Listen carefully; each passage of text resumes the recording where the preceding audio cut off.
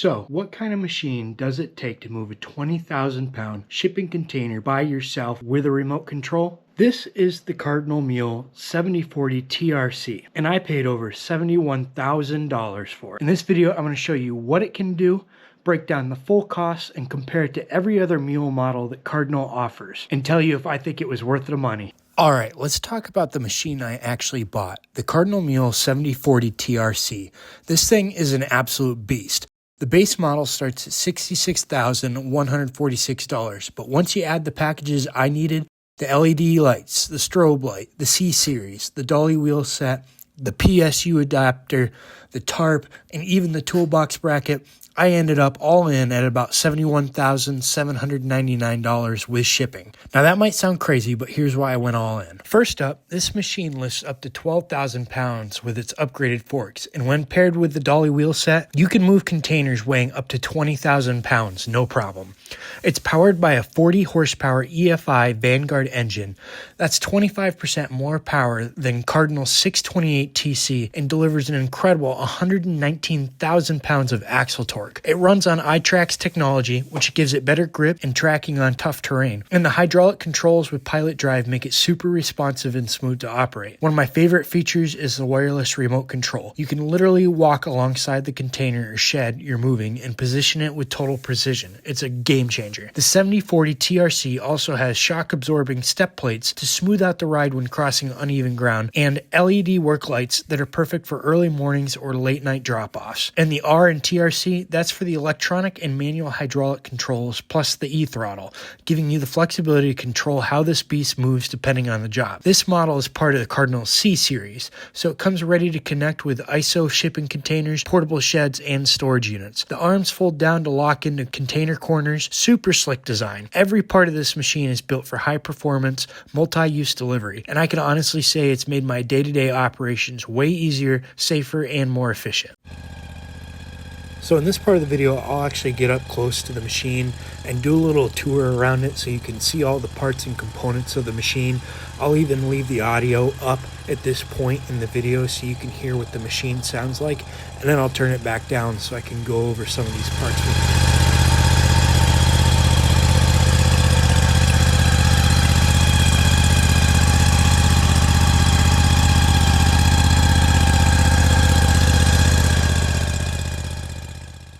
This right here is one of my favorite upgrades with these new mules. I'm not sure the technical name for it, so I'm just calling it the chain crank, but it allows you to connect this hook right to the D-ring on the container or the hook on the container, and then you can crank the chain down to tighten it and keep the forks tight to the storage unit. Just a really nice upgrade. The chain is super stout, and the crank is also very stout itself.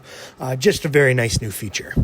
Here in the second example, you can actually see me hook the chain to that hook because this is one of my older units. Before I had the D-rings welded right on the containers, it had the same receiver for the wheel slot, so I had that hook in there that I can hook onto, but you can see that the chain crank still works the same.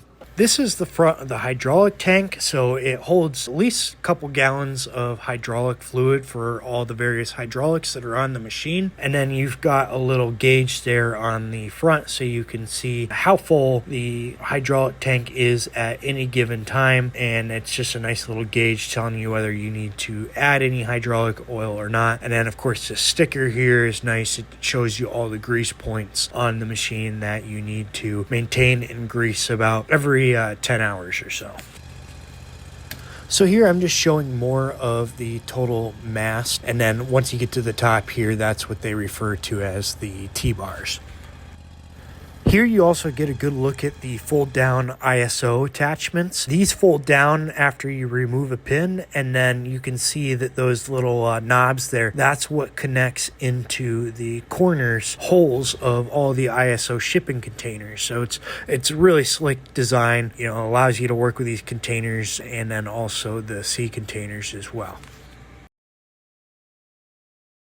So these are obviously the eye tracks that are on the machine. I believe, and I'm not 100% positive on this, but I believe the moment that you want to go from a 5,000 pound lift capacity to a 10,000 pound or higher lift capacity is when you switch to the tracks here with these mules. I will say that these tracks definitely do a little bit more yard damage compared to a mule that has the tire system, but these on the tracks are just way stronger. They have superior balance. I had actually rolled over my previous mule a few times, and then the machines just move really well on these tracks. So it's a massive improvement, but slight step back in the fact that it does do a little bit more damage to people's yards especially when you're trying to turn with these. But overall, a major upgrade in technology, and the overall being able to lift a lot more weight and do a lot more things just totally makes these tracks worth it and awesome compared to wheeled versions.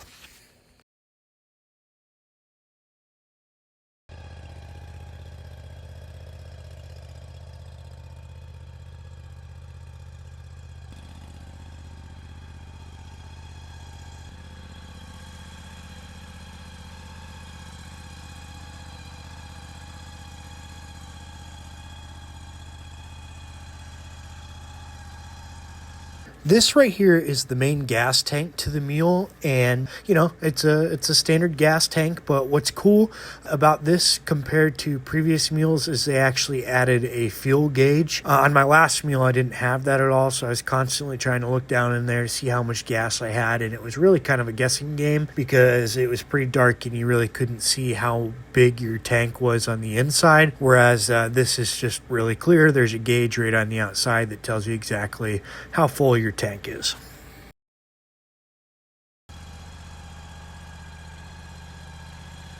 This here is obviously the exhaust and the main engine compartment, but just wanted to get in here so you could kind of see what that looks like a little bit more closely. You can see the dipstick is there for checking the oil pretty easily. Very well built.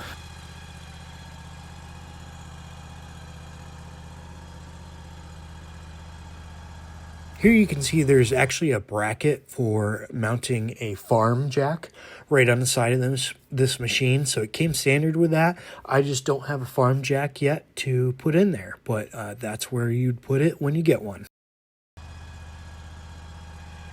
So this is the main cockpit station, if you will, where this is where you would stand if you want to actually stand on the machine to drive it. What is a nice little upgrade and safety feature about these newer mules, you can see that pedal there. That is actually the brake. If you plan to be on the machine, not using the remote control and manually driving it, the machine will not move unless you have your foot on that brake release there. So that's just a nice little safety feature. That platform is really nice, easy to stand on. And then, of course, you've actually got that light there on it, too. If you were doing an early morning or a late night move, you can actually have some light shining there to give you some additional light for standing there. So that's just a nice little touch. This is also how you would access the back of the engine or the main engine compartment. And those tabs on the left and right hand side there, they're essentially just little buttons. You press those and that whole cover would pop right off for you. So that's quite nice.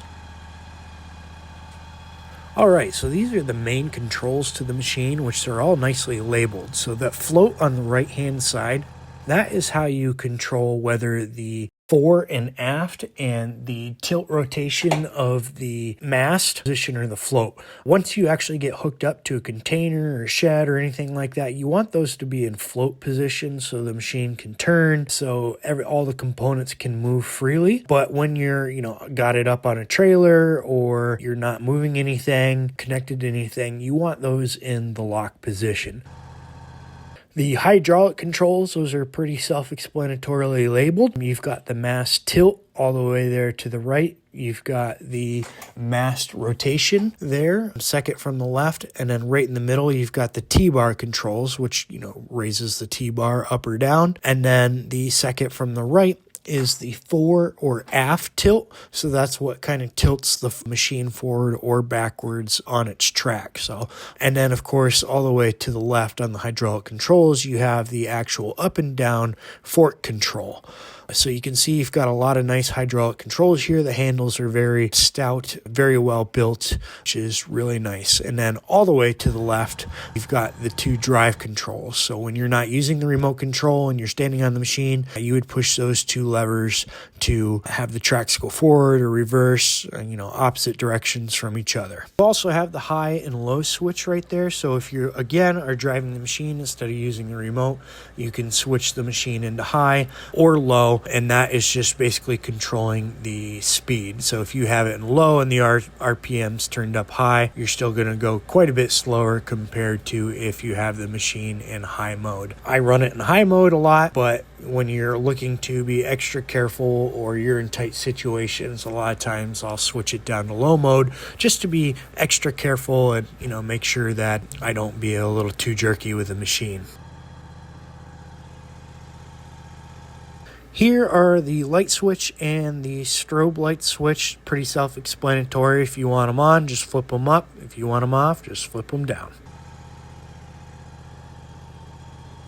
This is a major improvement on the newer mules. They put in electronic displays and onboard diagnostics so you can see the RPMs, you can see engine hours, work hours, battery status. There's some other things here I haven't even explored yet on this digital display, but overall just a massive upgrade compared to some of the older Cardinal mules. This is very obviously the throttle control, which compared to the older mules, this is another awesome upgrade that Cardinal has introduced here. The knob is very well built. I can see that it's not going to get wore down or beat up nearly as much as the previous mule models where it was like a lever. That lever was attached to a cable, which became worn over time, and you'd have to replace that cable. You'd have to grease it. It wouldn't it'd wear down and loosen up, so you wouldn't be able to control the throttle as effectively. So this knob is just a much better setup. It's not going to experience much as wear and tear. And then, of course, on the electronic display, you can see exactly what RPMs you're running. So again, just a lot more visibility and control and much better built on these newer models.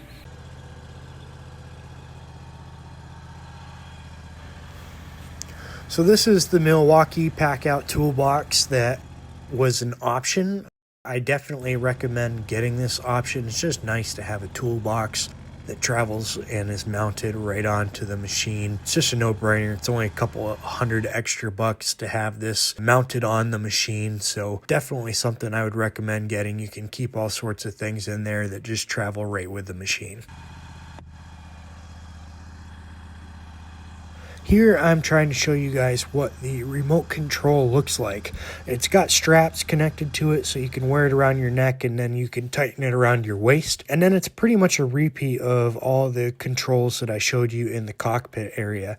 That joystick furthest to the right allows you to lift the forks up and down and then also rotate them from side to side. The next lever in to the left controls the T-bar up and down. The next lever to the left of that is your fore and aft. So how the machine tilts forward and backwards upon its tracks. That's what that lever controls. And then the next lever over there, beyond that, controls turning the mast to the left or to the right, which is a cool little feature. And then, of course, the two joysticks furthest to the left is what controls the tracks. So forward, reverse, opposite directions. And then moving up to the top row here with the switches, you can lock the fore and the aft and the mast float. So you can either switch those to the float position or the lock position, which is nice that you can do that from the remote and control that independently of doing it right from the cockpit. And then you can also switch to high and low drive speed with that switch. And then, of course, right in the middle there, you've got the e-stop, so you can actually turn off the machine by just pushing in and rotating that button remotely. And then the switch to the left of that is the engine start. Now there's a button all the way on the left left-hand side of the remote control that you got to press in while you push in that switch to start the machine remotely. And of course, you can only start the machine remotely when the key is in it. So you still need to walk up to the machine to make sure that the key's in it. But the moment you do that, you can walk away, and then you can start the machine right up from 50 yards away if you want, or more. And then finally, the furthest switch to the left at the top is how you power on and power off the actual remote itself. And then the lights next to it give you indication of whether it's connected to the machine or not, and then also whether the remote control needs to be charged or not. The remote control does come with a couple different chargers, which is really nice. I don't show it here in the video, but there's a port on the left-hand side where you can plug this thing in. So what I do is while I'm driving between customer locations or wherever I'm going, I'll actually plug it in my truck to keep it charged. But I've also used this thing a bunch of times between charges, and I've yet to run out of battery on it. So I don't know exactly how long it can go between charges, but so far it's gone quite a long time, and I have yet to accidentally run out of battery. So works a long time, works great. I mean, I've used it all day on multiple deliveries and yet to mess up with it, knock on wood.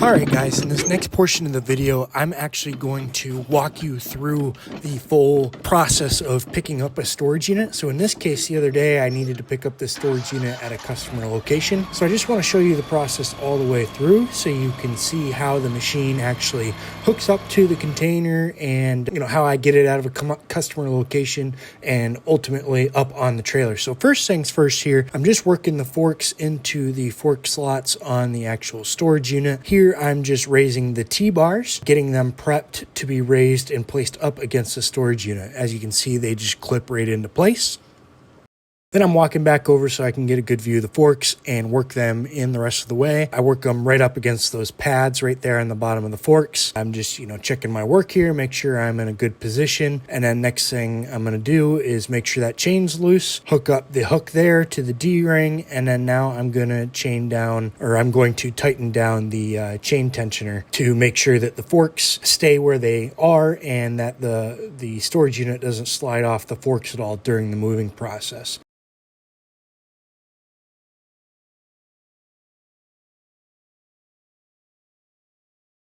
So now I've done that, I'm slightly raising the forks here to make sure it's close against the unit. And now I'm raising the T-bar to place that along the top of the roof line. That'll lean up against that. That is the counterweight for the actual mule itself. Raise it a few inches off the ground. Now I'm ready to go. Now what you didn't see me do here on the remote is before I got moving, I switched both of the switches to the float position instead of the lock position to allow the machine, the fore and the aft to move freely, and then also the rotation on the mast itself to move freely so that the machine can actually turn from side to side. Otherwise it stays stuck in a straight line position, which you'll quickly realize you've done that because you'll do it a bunch of times. But in this case, I'm actually going to turn the storage unit around right here at the top of the customer's driveway just because the driveway gets skinny. And then once I get down to my truck and trailer, I don't have a spot to turn around. So I'm just going to do it right here at the top of the driveway before heading down the customer's driveway the rest of the way. And of course, having this remote control and this machine makes this really easy. I've got really good visibility. I can just stand off to the side and get this done. And then I can just follow the storage unit right down the driveway to my trailer.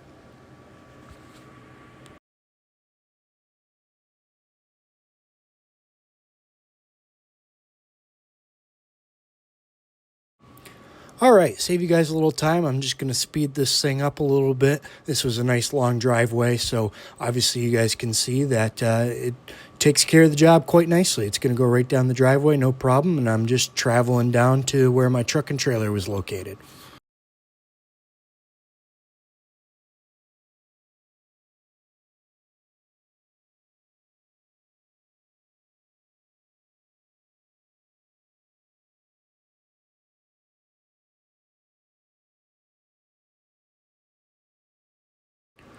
All right, now I'm making the final approach to my trailer. As you can see, I just kind of stand back here so I can eyeball it up the side of the trailer. As long as the side of the storage unit is parallel to the rails on the one side of my trailer, then I know the other side is also good. So I can just push the storage unit right up onto the trailer, and I can lift up on the forks at the same time so that the container stays level the entire time. And then I just keep eyeballing it down that rail to make sure I'm going up onto the trailer nice and straight, and then you can see the mule is going to have no problem just driving right up that ramp into the container's final spot.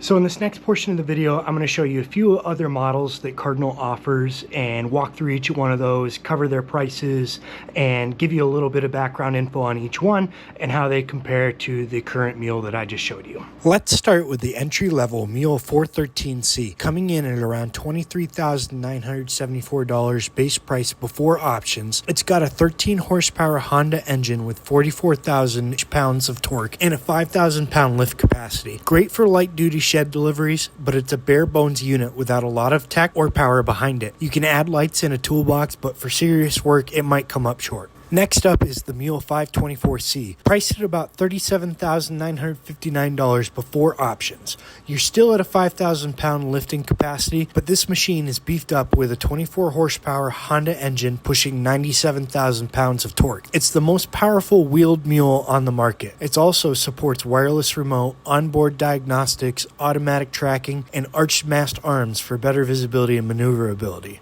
The Mule 628TC comes in at $47,845, and it's built to tackle rough terrain with a full track system and a 28 horsepower fuel-injected Honda engine. Torque is bumped up to 119,000 pounds. You can upgrade to the 628TC HD version, priced at $51,545, to unlock 10,000 pounds of lift capacity, which I personally think should be the minimum if you're moving heavy containers or fully loaded storage units.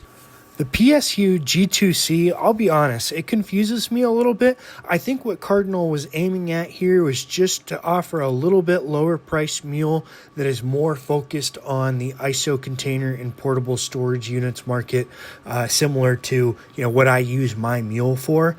But I feel like it's a little bit redundant and not necessary. I mean, you can get everything you need out of these other models, and then frankly, the one I have is just much more powerful and capable of all the same things. So, but nonetheless, I'll still cover its details here. So it's a smart choice if you're moving ISO containers or portable storage units. The base price is around $45,791, and it comes standard with a wireless remote and an automatic lifting weight indicator. The only mule with that feature.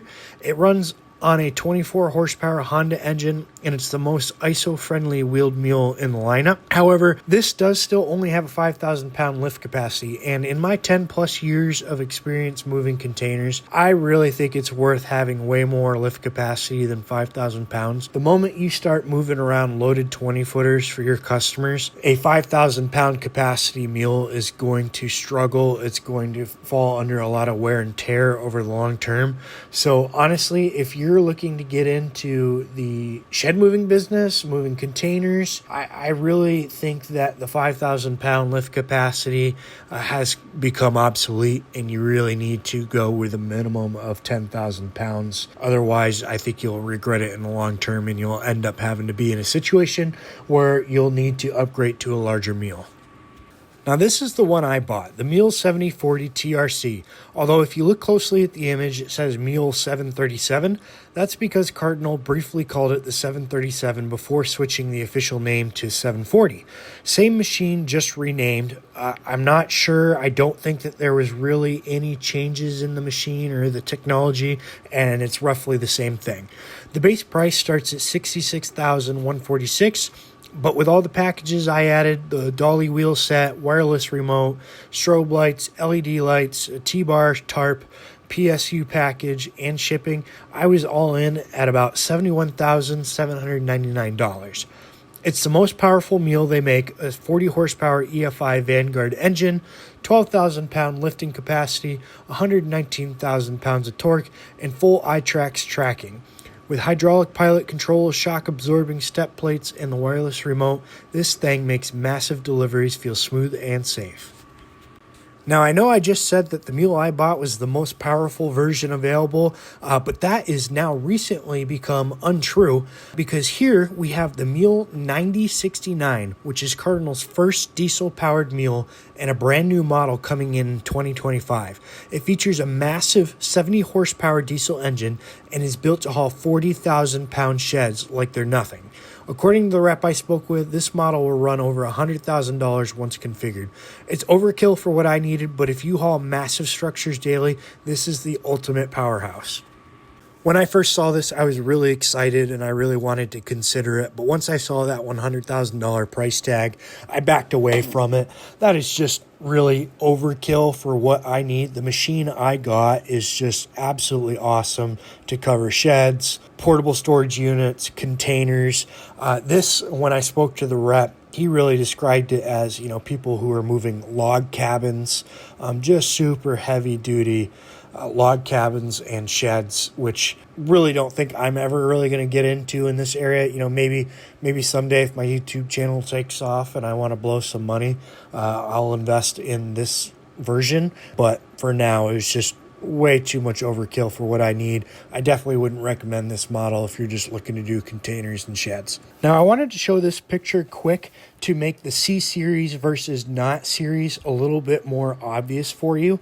The two mules pictured here are not a C series. So most of the mules, because that's what Cardinal designed these for, are for moving sheds. So you can see in the picture here the difference in the forks, the chain binding system for hooking to the skids underneath the shed, and of course they don't have the fold down ISO attachments. So these are obviously geared a little bit more towards sheds than they are the C containers or ISO containers, if you will, or the portable units. So again, that just highlights the importance of the C series versus not C series, and just something you want to take note of. So whether you're looking to move sheds, containers, portable units, or all the above, there's a mule for it. But if you want to do it all with one machine, the C Series 7040TRc checks every box with ease. So this section of the video is really hard for me because I have to try and think of some complaints that I have about this new mule, and it's really hard to come up with any. I mean, overall, as I think you guys can tell from watching this video, I'm giving this thing a really high rating. It's really well built. These engineers have thought of almost everything. These mules have come so far over the last decade. So coming up with complaints about this thing is really hard, but if I had to pick a few, there are a few small things. Number one being the cover situation. When this is traveling down the road on the back of my trailer, if you don't have it covered up, it can take on rain, snow, mud, dirt, anything that's flying up off the trailer, off the truck, can just go right at that mule. So it can take a lot of weather abuse over time. It can get really dirty, which leads to more wear and tear on it. So ideally, when you go down the road with this on your trailer, you'd really like to have a nice cover for it, so that it doesn't take on that abuse, at least over the main engine compartment. So it protects all the controls, protects the engine, protects all the electronics. That would be ideal. Now, the cover that you can order from Cardinal is a beastly cover. It's really nice, but it's massive. It goes over the entire mule, including the mast and the T-bars. So it's really heavy duty. It takes a while to get it on and off. So when you're doing a bunch of deliveries in a day, the last thing you want to do is take that on and off a bunch of times. You're really going to struggle with it. And to Cardinal's defense, they warned me about that. They said that it was heavy duty, that it's not something that I'm going to want to take on and off. But I bought it anyhow, just in case I had it sitting in storage for any length of period of time. I wanted to be able to put a nice cover on it. But they were exactly right. After seeing the cover, it's not something that you want to try and put on your mule and drive down the road. So what I did in the meantime is I bought a grill cover, just a standard Broil King grill cover that I got from my local hardware store, and it's been a learning experience. So first off, I got a little bit too big of a grill cover. So I've needed to figure out ways to make it tighter around the engine compartment of the Mule so that it doesn't fly off when going down the road, because if I don't strap it down, if I don't tighten it down, it will just blow right off. So at first I tried installing a bunch of grommets around the base of it, but those didn't last very long. The chain and the rope that I put through all those grommets just fell apart. It was a pain to deal with. So then I just decided I would just start strapping it down.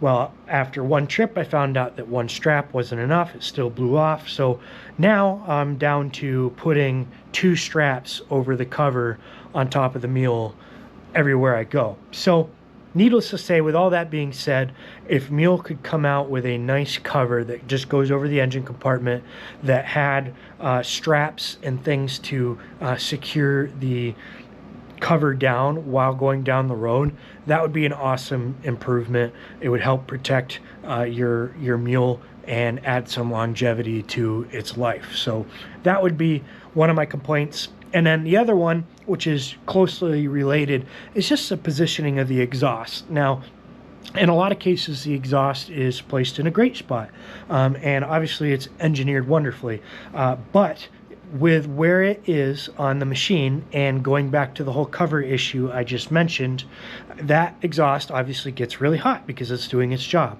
So when you go to put the cover over it, it's still really hot even after you just use the Mule for a few minutes. So when you put the cover over it, it wants to burn the cover. So every time I'm putting my grill cover over top of it, I can see it smoking. I can kind of smell the burning. Now obviously those grill covers are meant to take on a lot of heat so it can handle it, but I can smell it. I can see it kind of getting a little too hot. So that would be my other thing. If they could find a way to put some sort of guard around that exhaust, or just put it in a different position altogether, so that then again, to make room for a nice cover to go over this Mule while going down the road. But honestly guys, that is all I can think of as far as complaints go. This machine's awesome, and I know I know Cardinal is just going to keep making improvements like they always have. So all in all, this machine is awesome. I'd got to give it a 10 out of 10. Even those small complaints I have, can't take a point away there. This machine is just hands down awesome. It runs my whole business and is hands down the best delivery system on the market. I would take this any day over pods or any of the systems that some of the big national players are using in the portable storage industry. So just a great machine overall.